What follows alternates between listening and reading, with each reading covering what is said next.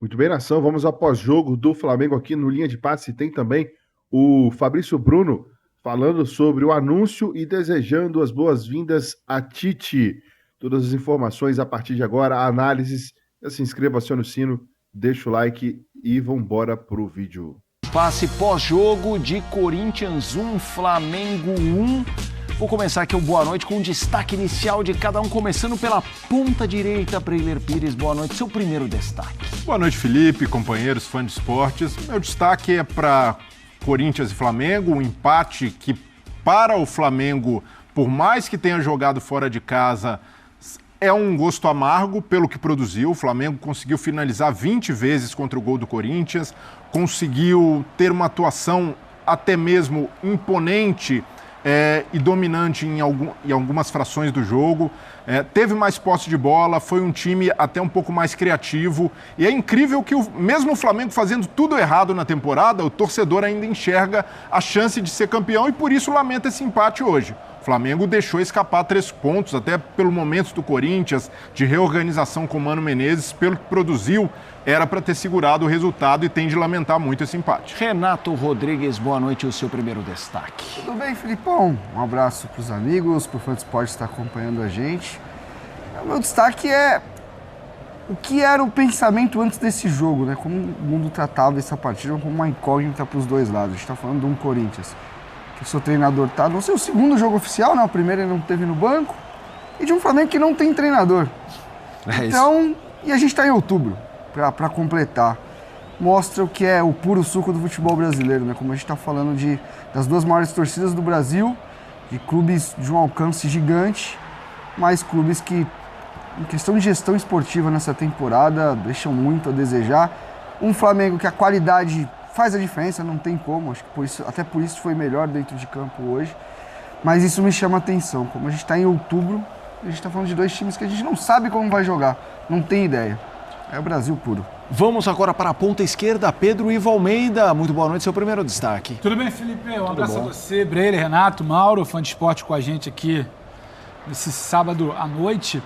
Pegando carona no que o Renatinho falou de outubro, eu acho que é bem emblemático. A gente vê um Flamengo que tenta ser minimamente um pouco mais organizado no ataque e no início de trabalho do Mário Jorge, que a gente não sabe até quando dura.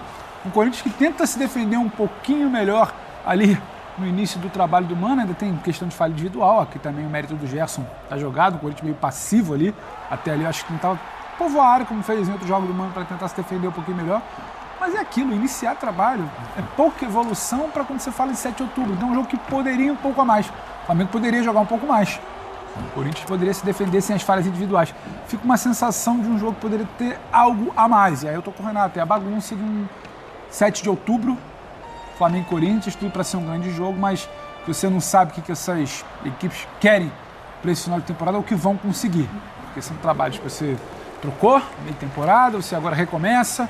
Flamengo pensando em 2024, o Corinthians olhando com o Mano para 2024.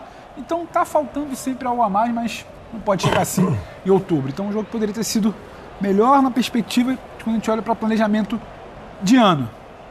Deixei até razoavelmente justo esse 1-1. Mauro Naves, boa noite. Boa noite, Felipe, companheiros. Abraço enorme ao fã de esportes. Claro que o destaque de todos nós aqui é em cima desse jogo, né? Você imaginar que chega um momento que o Corinthians, para mim, tira os caras que são os melhores, né? Até por necessidade que não estavam jogando, né? Sai o Moscardo, sai o Renato Augusto, sai o Rojas, que não mostrou nada ainda, estamos esperando. Então você vê a dificuldade que tem o Mano em ter que mexer com esse time. Realmente muita coisa deverá ser feita para o ano que vem. O Flamengo, que costuma se dar bem aqui na arena, né? Do Corinthians, o Flamengo acho que é o clube, dos clubes grandes, sem dúvida, que mais complica a vida corintiana jogando por aqui. Mas eu não posso também, nesse destaque, não falar do jogo de 10 gols, que só teve no Brasileirão de pontos corridos um jogo com 11 gols, que foi um Bahia 4, Santos 7. E também o Goiás já esteve envolvido num Vasco 6, Goiás 4. Agora hoje se junta Bahia e Goiás e fazem um jogo de 10 gols. Para quem não torce para um nem para outro, tá lá preocupado se o Goiás ia voltar à zona de rebaixamento, se não ia, como é que ia ficar o Bahia do Ceni, acaba sendo divertido, né? Mas enfim, um sabadão, amanhã muitos clássicos, Para o jogo, a esse horário, num sábado, para quem saiu de casa, com muita chuva em São Paulo, eles mereciam algo melhor. Um espetáculo melhor. Eu vou dar também um pitaco nesse primeiro destaque, já que todos também deram. Para mim é um retrato muito do ano dos dois. Se alguém ficou sem ver futebol em 2023 de Flamengo e Corinthians, você coloca nesse jogo, você vê um Corinthians estéril, no sentido de nenhuma criação, quase nada, e um Flamengo, como disse o Breler, eu concordo, teve chances, a gente viu os melhores momentos, mas que é meio sonolento, sabe? Assim, não engata uma sétima e fala, agora vamos. Isso não acontece. A gente fica, que horas vai acontecer? E dá a impressão de que não vai ser esse ano. Mas vamos lá. Me parece um resultado ruim para os dois, no sentido matemático, de quem quer ainda tentar sonhar em caçar o Botafogo e quem quer fugir rapidamente de Z4. Mas é mais, na opinião de vocês, para a gente começar realmente o nosso debate, é mais amargo para quem? Esse empate? Olha, eu acho que a gente vai ter nessa reta final muitos empates e a gente vai repetir muito isso. Foi ruim para os dois, porque o seu time está lá em cima, quer encostar no Botafogo, quer buscar Libertadores, quando ganha só um ponto se complica. E aqui embaixo também, se quer escapar ou quer ficar respirar com mais tranquilidade, também se complica. Acho que para o Corinthians, a gente teve esse debate ontem no programa, a coisa ficou meio dividida lá no ESPN FC. Acho que o Zinho, o Pascoal, não lembro. Não, é pro Flamengo, que o Flamengo é que precisa encostar. O ano foi muito ruim, então ele tem que chegar perto do Botafogo, porque se houver algum vacilo de Botafogo, Red Bull, sei lá, Palmeiras, Grêmio, que estão lá, o Flamengo tem que chegar, não pode correr o risco, eu concordo, o Flamengo não pode correr o risco de garantir uma Libertadores, independentemente de quantas vagas vão ter, ficar ali nos 4. Mas eu acho que era pro Corinthians, por causa do Mano, reestreando ele agora na Arena, né? O primeiro jogo dele, estreou fora, e pela situação muito delicada do Corinthians. Então, acho que até esse pontinho ajuda mais o Corinthians do que o pontinho ajuda o Flamengo. A matemática. O pontinho é mais bem-vindo. Só, Pedro, tanto é que a gente dizia lá ontem, e eu costumo dizer, ó, pergunta lá pro Teco se ele não assina um empate antes de começar. Pela qualidade, o Mano assinaria, que tem o time na mão. Empate, gente, vamos assinar, tá bom. Depois eu vou tentar arrumar o time para ganhar de outros adversários, não do Flamengo aqui. É isso. E aí foi e conseguiu. Quase que não consegue. O Flamengo teve mais chance de sair com a vitória. Eu entendo quando o Mauro fala do gosto amargo, porque teria que vencer e antes, e pontuar, é importante. Mas pelo que foi o jogo também, pelo que foi o primeiro tempo, pelo que o Flamengo tentou criar, pelo que o Corinthians teve dificuldade no primeiro tempo, você para ver o desenho do jogo em si, eu acho que eu também consigo entender quem acha um gosto amargo para o Flamengo. O Flamengo que não precisa reinventar a roda, né? Porque o trabalho de São Paulo era muito complicado do ponto de vista de não entender algumas coisas ali que o campo gritava para ele. O Gerson funciona melhor para ele, saindo da linha de volante e trabalhando na linha de meia.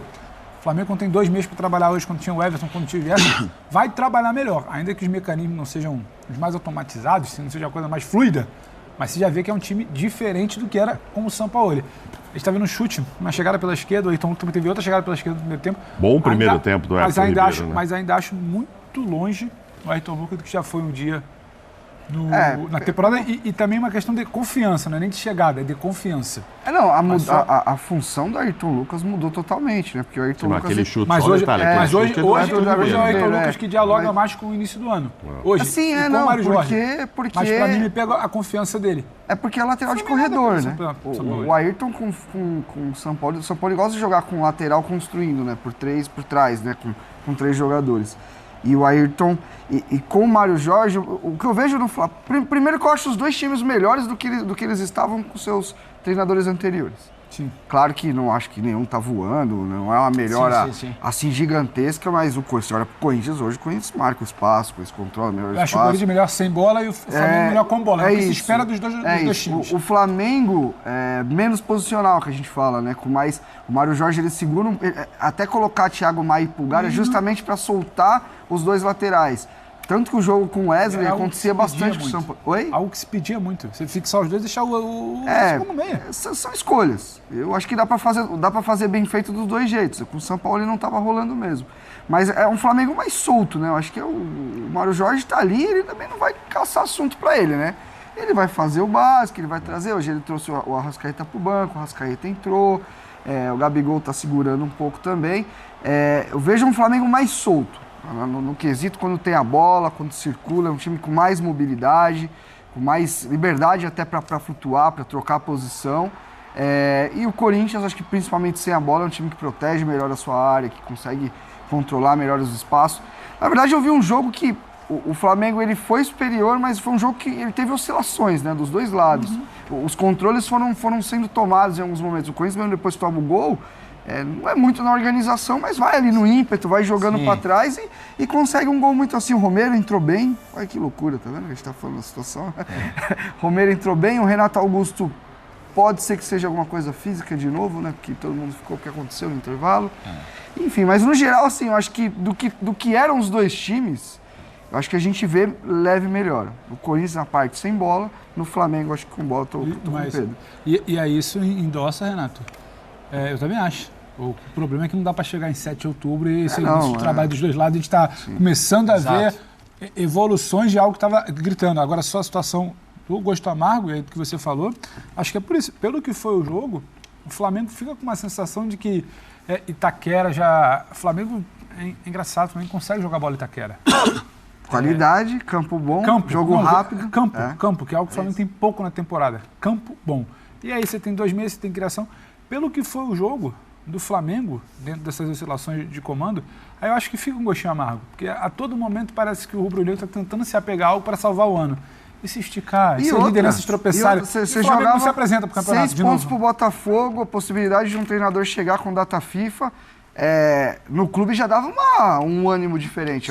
Eu estou muito com os amigos, acho que para o Flamengo Mas eu já senti o Flamengo mais interessado. A gente já vê o Flamengo jogando numa rotação diferente do que jogava com o São Paulo. Mas aí pega do meio para o final ali, aí eu já me pergunto. Não, pois é, mas... Também pelas mudanças, mas... O primeiro tempo do Flamengo, para mim, já teve uma mudança de atitude. A gente já viu o Flamengo jogando de uma maneira de tentar acuar o adversário, de não deixar o Corinthians sair, ocasionalmente pressionar lá na frente. Então, isso foi algo positivo para o Flamengo. O Renato até falou, essas oscilações no jogo, mas mesmo com oscilações, se somar os períodos em que o Flamengo foi superior, é um jogo que há um controle. É um jogo em que o Flamengo teve muitas condições e oportunidades para ganhar, para resolver. E aí entra o contexto também, que não dá para colocar nas costas do Mário Jorge, é um técnico que chegou, é tampão, tá quebrando um galho ali, mas ele tira o Pedro para colocar o Gabigol. Gabigol, o 3º jogo seguido como reserva.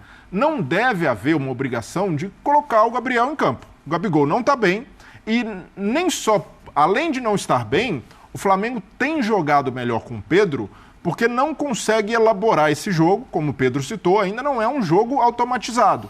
Então, naturalmente, a bola muitas vezes vai chegar comprida demais, a bola vai chegar mascada, vai depender da força física do centroavante, e o Pedro estava segurando bem a bola. O Pedro estava se dando bem ali no meio dos zagueiros do Corinthians e fazendo com que o Flamengo tivesse um pouco mais de tempo para chegar, os meias chegarem no Pedro. Só que ele saca o Pedro no momento em que perde o Gerson, que estava muito bem, fez um grande jogo, e aí o Flamengo desmontou, porque não conseguiu mais reter a bola, deu esse espaço para o Corinthians, baixou um pouco a rotação. Então, para mim, foi um erro do Mário Jorge ter tirado o Pedro, mas não crucifico por isso. É um cara que está ali pegando um trabalho para fazer ali uma contenção e deixar algo para o novo treinador. E quando você fala de interesse, né, de querer, o Gerson, quando ele está jogando no ritmo alto, quando ele está jogando com intensidade... Olha o jogo que ele fez. O famoso, quando o Gerson tá no jogo, esquece. A questão é que é um cara que em 2023... Para você foi o melhor hoje? Para mim foi o melhor hoje, o Gerson. Não, sim, e assim, sem... É porque assim, o Gerson com bola é um jogador com muito recurso, né? Ele tem muita qualidade. Pro nosso padrão, ele é muito... dialoga sempre a tal vontade dele com você todo o campo que ele tá para esse ano? Então, mas não dá para você contar com um jogador que vai jogar quando... E quando eu falo jogar, no caso do Gerson, eu não acho que com bola ele faz jogos ruins. O problema é que o Gerson sem bola, ele dá umas largadas assim, e hoje tá saindo para pressionar. O Flamengo hoje teve momentos de subir pressão no campo do Corinthians muito bem organizado. E foi até uma tônica ali do primeiro tempo, que o próprio Maicon começou a trocar com o Moscardo para baixar, o Mano chamou o Moscardo na prancheta para tentar trabalhar. É um Corinthians que ele tá se auto-ajustando ali, tentando sair, mas muito porque o Gerson puxando pressão junto com o Pedro, subindo. Então, assim, de verdade, eu acho o Gerson em alguns momentos um desperdício. Eu acho que ele com essa mentalidade... A gente olha o jogo de hoje, a gente pensa. É isso, com essa mentalidade, ele é um cara que vai entregar então... muito. Com essa mentalidade, ele não tinha voltado para o Brasil. Essa é a questão. Mas aí, ele é um jogador de Europa no Brasil. Muito bem, nação. E o Flamengo empatou aí com o Corinthians 1-1.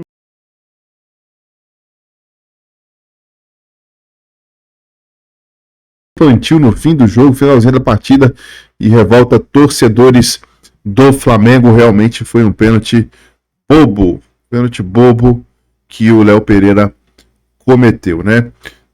Falta no lance do gol, Léo Pereira quem comete o pênalti, ele fez a falta, né, no lance do gol, e cometeu o pênalti, botou a bola na mão e acabaram com o futebol dele. Foi embora junto com o Sampaoli, o torcedor colocou. Léo Pereira já está na hora de pegar um banco. Léo Pereira joga vôlei, o torcedor colocou.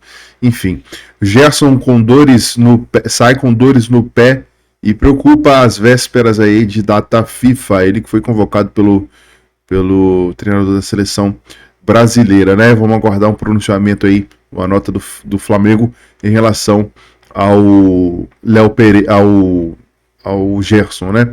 O Flamengo marca reunião decisiva para a renovação com o Bruno Henrique, de acordo com informações Fred Gomes do GE. A reunião dos representantes aí do Bruno Henrique com a diretoria do Flamengo está marcada na próxima terça-feira, dia 10.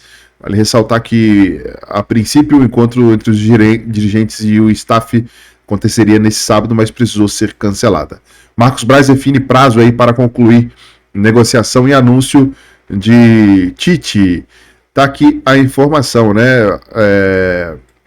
Marcos Braz conversou com a repórter Júlia Guimarães, do Sport TV, garantiu domingo não passa. A expectativa que Tite inicie os trabalhos no Ninho do Urubu na próxima segunda-feira, dia 9. Vamos aguardar essa situação do Tite para ser anunciado, né? Coloca a sua opinião nos comentários, se inscreva-se no sino, deixa o like, até o próximo vídeo.